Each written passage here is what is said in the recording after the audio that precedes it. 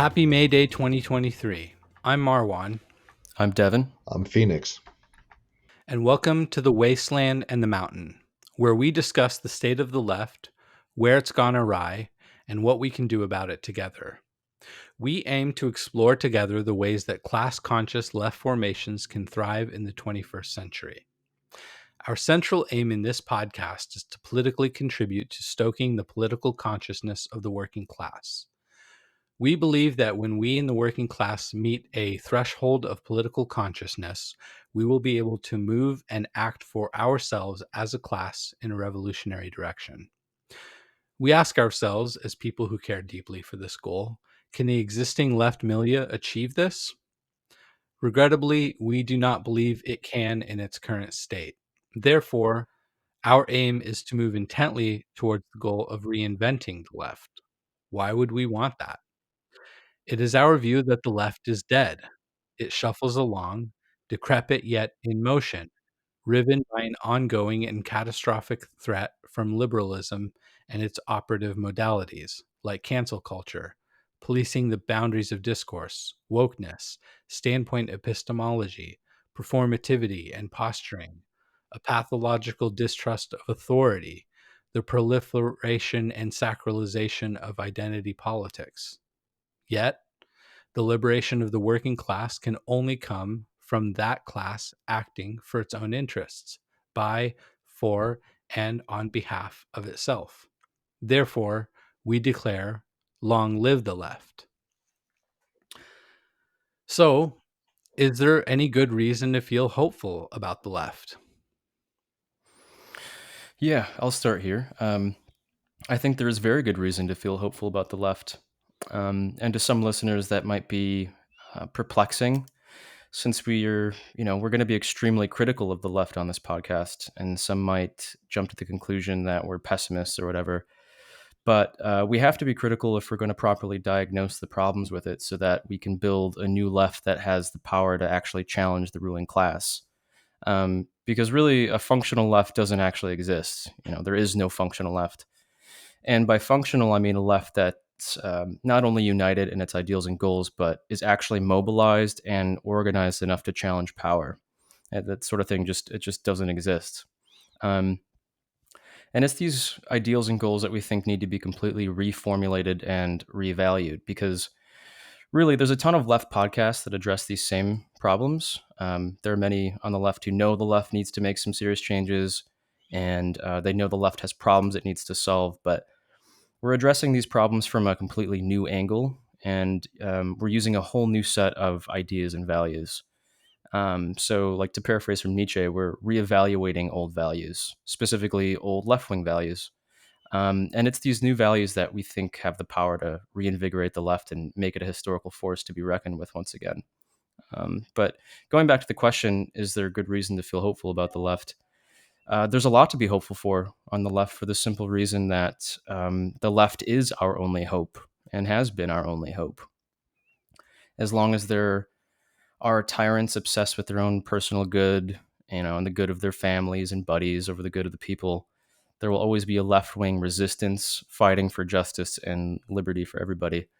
The thing is, the left has been completely fragmented and atomized, and that's something we'll eventually get into in much more detail. But suffice to say, it's this fragmentation engineered by the ruling class that's ensured that their number one threat poses no threat to them. And they've succeeded spectacularly because they know the left is their number one threat, as it has always been. The ruling class knows that an organized working class is a force that could actually challenge their hegemony, and they've done everything in their power to snuff out that threat. But that just goes to show the power we have. We have an untapped reservoir of power as a class that can be used. We just have to tap into it. And it's this reason why there's a lot to be hopeful for on the left. Yeah, I think that's well put. I'd agree, and I think that even beyond the fact that we should think of having hope or not having hope, we really have no choice, because what the left represents at the end of the day is the triumph of the whole, the collective. And that is the only way evolutionarily that humanity can progress. The only other option is eventual, degeneration, dystopia, collapse on a long enough time scale, which doesn't look too far off unless we do find a new way forward that solves the problems we need for the whole. We either have hope or we end up a heap of ashes. So we have no option, in my opinion. Yeah, well said, gentlemen. For me, as a democratic socialist, fairly actively engaged in organizing currents in the DSA last 6 years, I believe the answer is ultimately yes. Barriers notwithstanding, I believe that the fight for greater democratic representation in the workplace is getting stronger and stronger every day. And it's precisely from these workplace organizing fights occurring across the United States where I derive much of my sense of hope. Though I think for a greater sense of hope to really take hold, both personally and for many people in the working class, there is much to be improved. This is where it's relevant to quote Gramsci's sentiment when he says, pessimism of the intellect, optimism of the will. Because even though we don't have the levels of unity, solidarity, and vision on the left that we need to ultimately compel the working class overwhelmingly, it's the knowledge that we must, much like what Phoenix was saying, where I derive my sense of hope. Um, I also think that the left in the United States and other advanced Western capitalist nations is dominated by left liberalism, generally speaking. This is a barrier which is necessary to overcome, and the only way for the for this is for advanced layers of the non-liberal left to unite. And from that position, we need to win over the intermediate layers of the working class, which include not only the liberal left, but even potentially socially conservative working class people. As long as people are willing to get behind a bold vision for a new world, I don't think it makes sense to put their social progressivism under a microscope. The last reason I feel hopeful is that left liberal modalities that are currently in vogue, like woke sanctimony and other types of sectarianism, appear to be on the wane from my vantage point as an active organizer. People are getting really sick of cancel culture, performative posturing, standpoint epistemology. People want to feel like they have a stake in the project as a human being without an endless list of caveats. This for me is a big sign that people are ready for a politics of unity and solidarity and for leadership that sets a framework away from such absurd excesses. So, gentlemen, good answers on that question.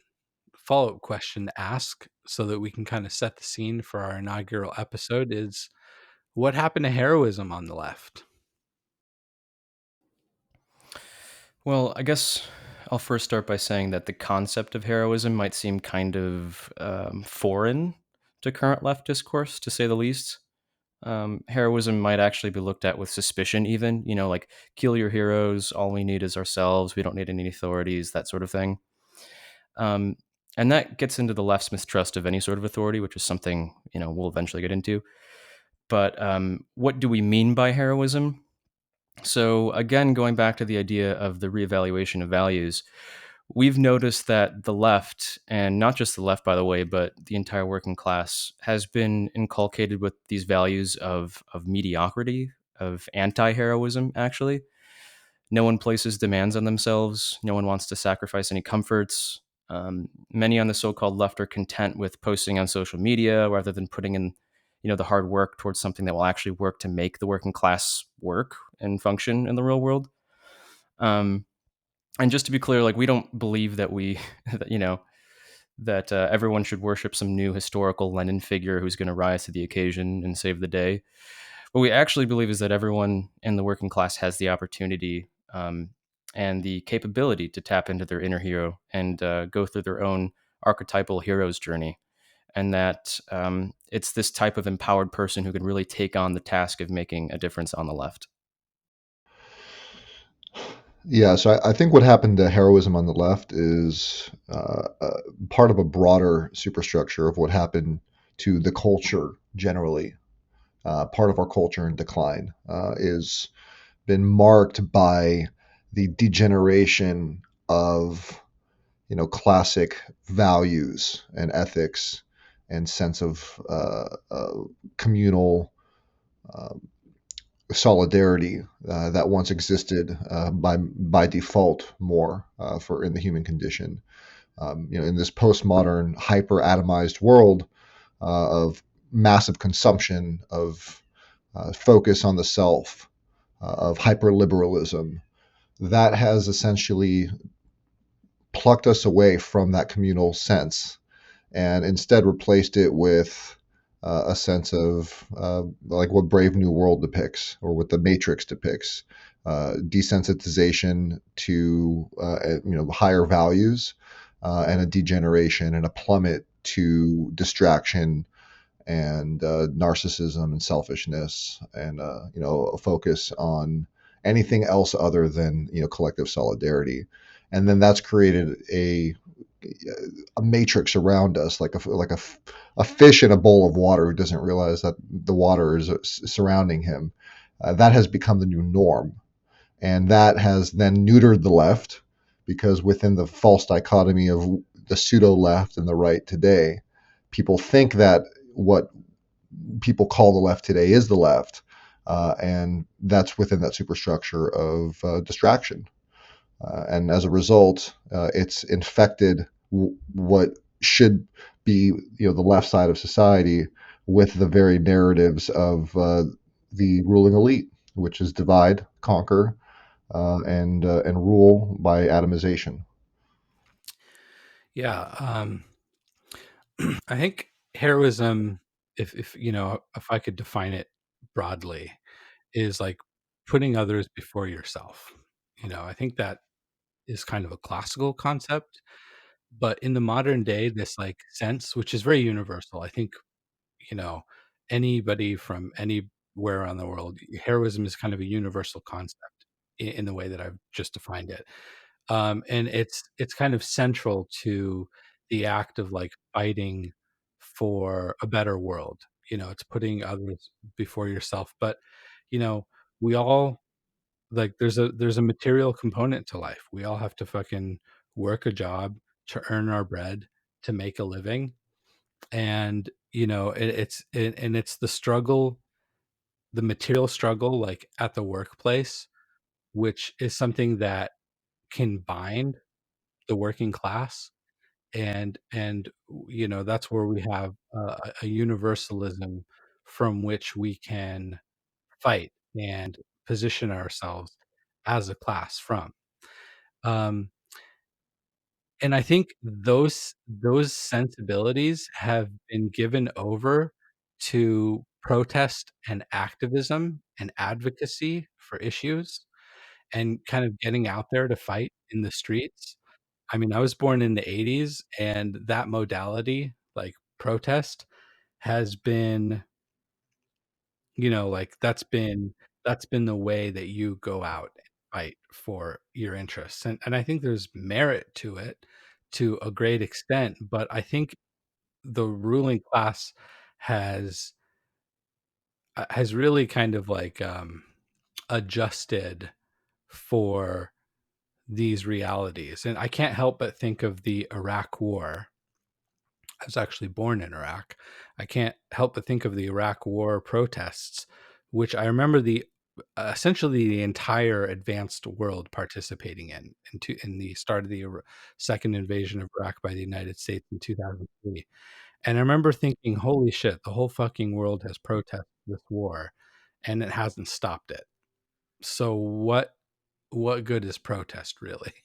That was a big lesson to me on the limits of protest. And then I think of the kind of WTO protests in the '90s as well that were explosive and huge in Seattle, uh, powerful protests. And did we get any real change from it? I'm not so sure.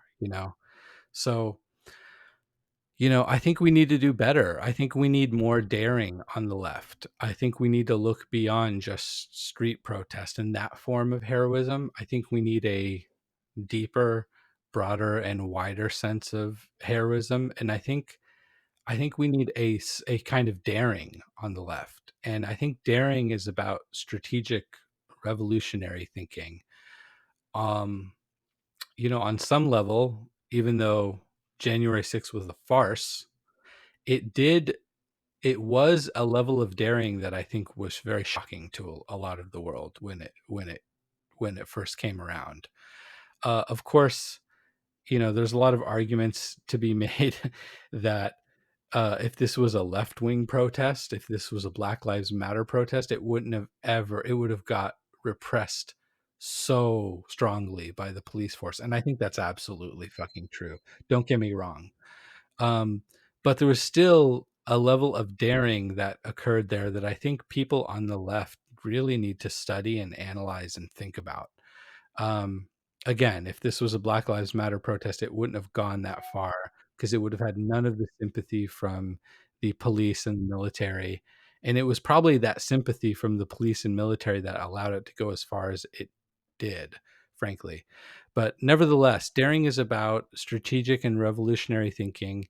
And we need to really kind of analyze and study that sort of thing. Um, and it needs to be understood. So, with that said, Yeah, and that remind. go ahead. Yeah, Sorry, I want to add in on top of what you said before we sure. segue. Um, that brings to mind another point about where the left went wrong in regards to this, and this is the idea of extreme relativism, and this comes back to hyperliberalism in the sense that it became about feelings, it became about lifestyle, it became a part of these culture wars where the so-called left, or what self-defines as left, but which we would argue is not really the left at all, is this sense of uh, expressing oneself in one's own personal identity, and having that be unchallenged, and therefore that being defined as the left, and which is very subversive because the true left is about what everybody has in common, or what the vast majority have in common, which allows them to be binded as a synergy greater than the sum of their parts. But the left today, or what defines itself as the left, has become this hyper emotional, quite emotionally immature incarnation of virtue signaling, so called activism, which serves no function in regards to creating group solidarity. And so we need to bring back the perspective of how do we achieve a cultural zeitgeist that inspires people around a unifying message, not a dividing message. And today, what calls itself the left is quite simply a dividing message. And if I were in the ruling class, I would be happy of the state of affairs of those who call themselves left today.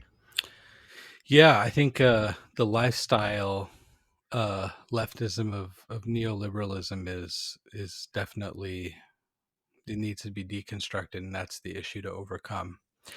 Uh, to segue to the next question, what's the left's answer to the crisis of meaning in this world? Yeah, I think the number one thing to start with, or at least the primary place to start, is to understand the difference, because language is really important. And when somebody says a word, what's expressed is not maybe what people hear or process or conceptualize when they hear it. So we need to define our terms. So we need to understand the difference between left, let's say with a capital L, right, in the Platonic sense. What is leftism versus rightism?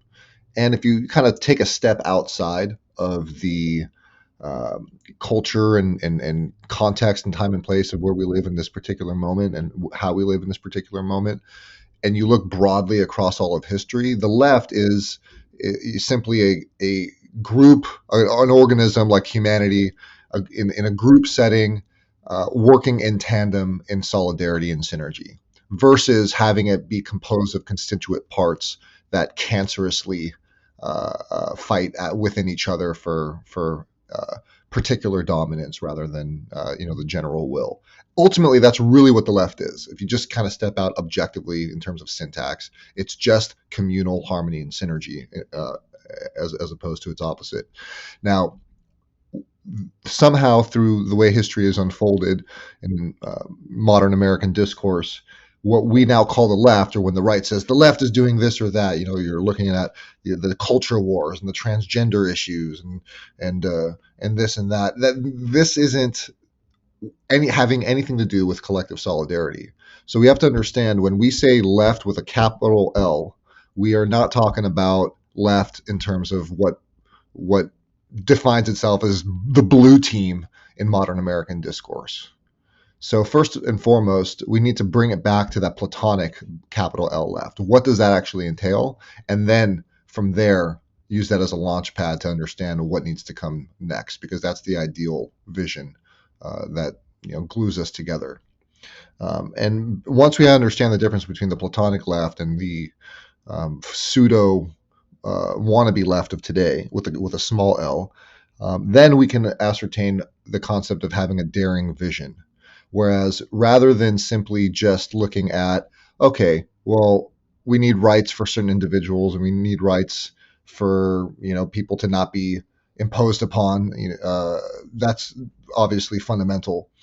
Yes, we need better medical care for people. Yes, we need basic dignities. Yes, but the problem is this is so fundamental. It's so basic that this doesn't even warrant too much depth because it's so obvious. It's so fundamental. What we need to do is go beyond that. Yeah, okay, people should have their medical care. They should have their paid maternity leave. They should have better wages.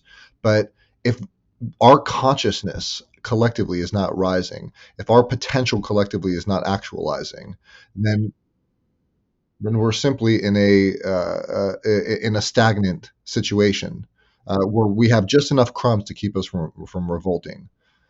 So the new left needs to be based on a vision of collective self-actualization, of really bringing forward a new type of potential out of humanity that has never previously been achieved. And that's the narrative that we need to start focusing on, is going beyond what's ever been done before. Yeah, it's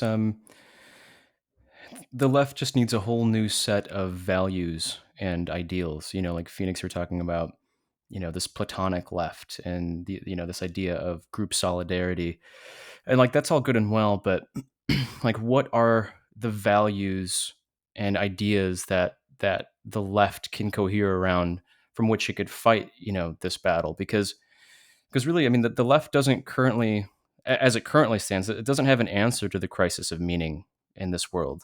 you know you have people like Ben Shapiro and Jordan Peterson on the right who bang on about good old traditional Judeo-Christian values, and however absurd we believe this to be, it's given the right something higher to fight for, something to give their lives meaning and direction and purpose. And that's a set of values from which they can live by. And the left's answer to right-wing conservatism has really been like a crude dialectical backlash, meaning rather than sticking to a set of to a set of agreed upon values, everyone's personal tastes and beliefs are to be respected and deserve a space to exist without feeling threatened or whatever. But of course, that doesn't actually help the problem of the crisis of meaning, because really the idea behind this is that if you have a plurality of values and beliefs, you'll have a surplus of meaning. But what's fascinating about this is that the opposite effect is actually achieved. Like instead of there being a surplus of meaning, there's actually a vacuum of meaning, which is more or less equivalent to nihilism. The belief in nothing and the belief in everything, and everyone's right to speak their truth or whatever, are functionally the same exact thing. And this is something that we're going to go over in much more detail when we start discussing Nietzsche, someone who's impacted our thinking greatly on this podcast. But yeah, I mean, the left doesn't have a compelling answer to that question. What's for sure is that the left needs to coalesce around a new set of values and ideals, a set of values that unites us, just like it unites the right. And it's these new values and ideals that we'll be hoping to articulate on this pod. I think that's an astute point. Well, I just want to add one more thing because that brings up a really interesting point, which is the fact that old conservative systems, the classic kind of feudal monarchy type of right wing incarnation that past generations dealt with, that led to previous leftist reactions, we were we saw humanity revolt against that dialectically, and it was important. We had a bad order, so we needed to deconstruct that bad order, right? And that led to kind of postmodern deconstruction, which served a very important purpose. But the pendulum swung so far in the aim of deconstructing and cynically criticizing that it led to degeneration without the replacement of a new order. So the fallacy of where the left went wrong is it said, well, we need to break down the old order. And I think we'd agree that that needs to happen. But then it never was able to really succeed in establishing what a new order would look like. It could deconstruct, but it didn't reconstruct. And without that reconstruction, we were left with nihilism and hyper atomization, that we see today. Yeah, I just wanted to add too. It's like the left completely it deconstructed itself to the point that it consumed itself. Yeah, It completely ate itself, and that's how you get to, people who say things like there is no such thing as the West. The West is just a social construct, a system of oppression against minority groups or what have you. So yeah, it's just deconstruction has totally destroyed the Western sense of itself and the coherence of its ideas and values from which we've sort of worked off of for the past 2,000 years. Yeah. Yeah. Yeah, I think you're right, gentlemen. I think the left's answer to the crisis of meaning has generally been a very poor one. And I think, this is for many reasons. I think postmodernism is a big one. But it's because there really isn't unity from a leadership cadre on the left to cut through the noise. And frankly, we need the boldest visionaries in unity with the advanced layers of the non-liberal left to provide that vision. Right now, we don't have unity. We need to unite the advanced layers of the non-liberal left, and the only way to really unite people is with a bold vision. And so, I think what our goal is, broadly speaking, in this podcast is to provide some vision to kind of add some further deconstruction of some of these issues, and to make the critical point that Phoenix and Devin have made, which is to provide a new set of values on new tables, to get back at a Nietzschean concept there. And so that's a good segue for our last question. How must the left improve in ways never before conceived? And Phoenix, if you want to jump off on this one, go ahead. yeah. Well, look, it's like what I said. It, we have to think outside of the box and go beyond the sense of asking for basic dignities because those are simply too low of standards. It's not enough to just want people to have better pay or to have basic necessities. Think about Maslow's hierarchy of needs. There's a sense in the left that looks at the base of that pyramid and says that's what we need to fight for. Whereas what we need to actually fight for from the leftist perspective is manifesting that entire pyramid. Not only do we need basic dignity in food and safety, but beyond that, all the way to self actualization collectively. So, how do we systemically and institutionally design society, engineer its institutions so that those institutions in turn culturally engineer the people en masse and provide the resources necessary in effective modes to lead to the cultural and educational protocols that lead to self actualization on a mass level? That is a narrative that the left has never taken in the mainstream. I think that's the next stage of it.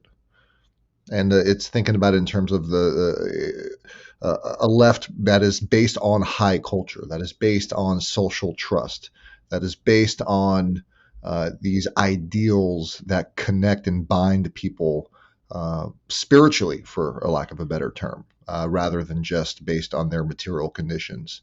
Material conditions, yes, and spiritual conditions as well. Yeah, so I think my answer to this question is a little less prescriptive.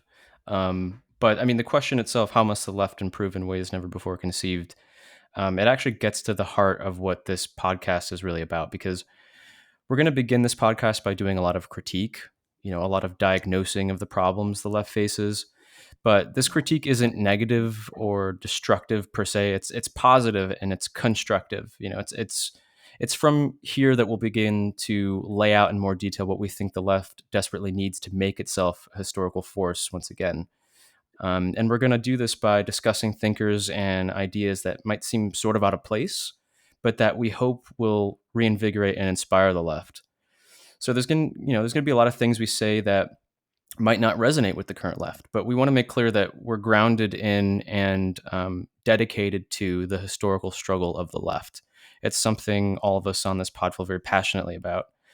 But we also think that we need to look to sometimes unexpected places to find solutions to the problems we face, whether that's looking at a profound enemy of socialism like Nietzsche and his concept of aristocratic individualism in the pursuit of excellence, or whether that's looking at a classical concept like heroism, or perhaps looking at thinkers that may have gone out of fashion, like Maslow, for example, and mining their ideas for relevance today. So, yeah, long story short is the left needs a whole new set of values, and we need to look outside the box and add new values and concepts into left discourse. Yeah, really well said, gentlemen. I find myself in agreement.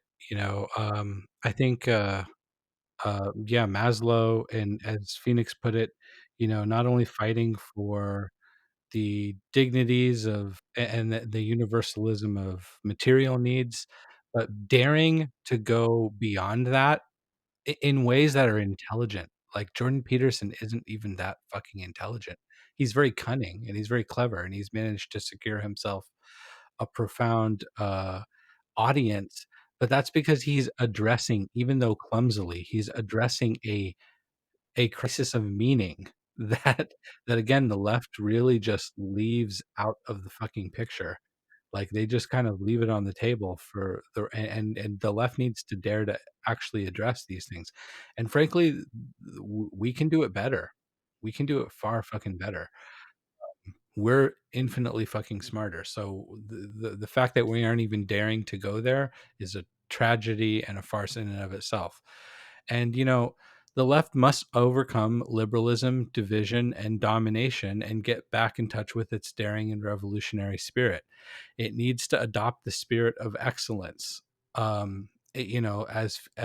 Devin talked about, this kind of Nietzschean concept, aristocratic individualism. I think that that concept can be sublimated into a left. If we look at concepts like all for one and one for all, we need to celebrate organic intellectualism. We need a left that celebrates intellectualism and looks to intellectuals for leadership. We need a left that puts its trust in the leadership of people who have vision and can see between the lines. Um, and the greatness of individuals can be sublimated to the collective, and it must be sublimated to the collective. We don't need excess individualism. That is actually one of the big issues with neoliberalism, is that it it overvalues individualism far too fucking much, to the point of lifestyle excess, to the point of your tastes matter than more than your solidarity with people in your class. So the centrality of the collective is absolutely paramount to the success of a future left. Frankly, China understands this and they will wipe the floor with anyone who doesn't understand it. And so we need, to put it another way, we need positive liberty over negative liberty. We need to realize our freedom in solidarity with our class, the working class, together over the negative liberty of like, I've got mine, I'll figure it out myself, and I'll lift myself up by my own bootstraps. To put it another way, we need the inner directed folks of the world uh, who who value intellectualism, who value, you know, Nietzschean concepts. Like the right since Reagan have courted these inner directed people. Adam Curtis talks about this in the Century of the Self, and the left needs to court inner directed people. uh, it needs to appeal to inner-directed people, and the way we can do that is by celebrating the positive intellectualism. You know, postmodernism won't get us there. It's too excessively deconstructive, and it's not positive in the grand scheme of things. And I think if we can do that, you know, we can succeed and we can win. Um, any final statements or comments before we outro?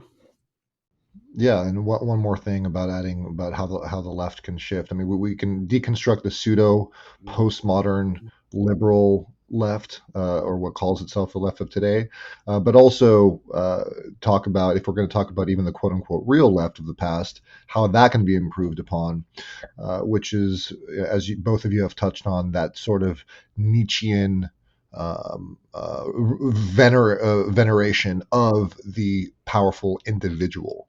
And this is something that, hyper collectivism and over collectivization can, have weaknesses in. You know, the idea of chopping the tall poppies, the idea of an overcorrection of reverence to the other and the superego at the expense of achieving greatness for oneself, on behalf and sublimated to the whole. So this is another idea that needs to be expanded upon further, which we'll do in future episodes. But how do we have a culture that is for the one and one for all and all for one, that is for that collective power and solidarity, but not at the expense of the great individuals? How do we manifest the greatness within individuals, in a very delicate, tightrope act of individualism and collectivism, the best of both worlds? Absolutely. Any final thoughts, Devin? Yeah, I was just thinking about, you said, you made a very astute point a week or so ago when you said that, the left, or that the right respects its thinkers, its great thinkers. And that sort of thing is very apparent in the documentary by Adam Curtis, the Century of the Self, which is something that we're going to get into in future episodes. But um, yeah, the right has always valued its thinkers, and it's used its thinkers like Freud or like Edward Bernays, or any of the psychotherapists and psychoanalysts to help consolidate their power. And then the left needs to do the same thing with its greatest thinkers, so um, we can consolidate the left to take on their power. And that's something that I think has been lost on the left for the most part. Yeah, I will say there is just an anti-intellectualism, generally speaking, in the United States, but I think it extends into the left. I think there's an over reliance on uh, Marxist orthodoxy that frankly doesn't even do Karl Marx justice, if I'm going to be honest. Um, I think, this is a more complicated concept that I don't want to dive in too deeply, but we certainly will dig into it in future episodes. But, it gets back into this idea of the dialectical materialism, the idea that Marxism is always meant to be a dialectical movement. And that means respecting ideas, you know, and not just relying on materialist orthodoxy, and but centering things there as a foundation and a root, but certainly going beyond it. So that said, This has been The Wasteland and the Mountain, our inaugural episode. Listeners, thank you so much. We are signing off, and thank you for listening into our inaugural episode. Please subscribe and join us for future episodes where we explore, dig, and dive deeply into the concepts, ideas, theories, thinkers, and great intellects, political figures, and heroes who sacrifice so much to advance the cause of the people. Until next time, dear listeners.